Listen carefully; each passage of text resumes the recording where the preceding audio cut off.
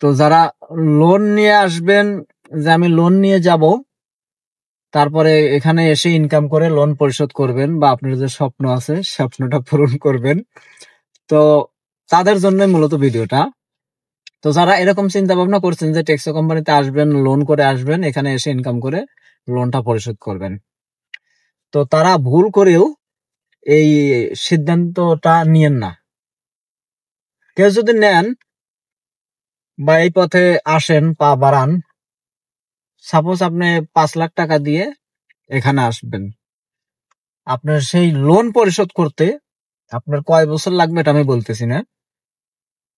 Loan পরিশোধ করতে আপনার যদি 5 লাখ টাকা নিয়ে আসেন, সেটা আপনার পরিশোধ সহ আপনার 15 লাখ টাকা হয়ে যাবে।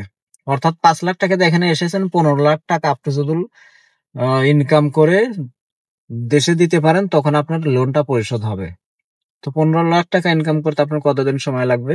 আপনি আনুমানিক একটা আইডিয়া নিয়ে আসবেন, এবং এখানে আসার পরে যে লং প্রসেসিং আসবেন, ভিসা লাগাবেন, বসে থাকতে হবে, লাইসেন্স নিতে হবে, এরপরে কোম্পানিতে জয়েন, প্রথম লোকেশন চিনবেন না, সো অনেক কিছু আছে।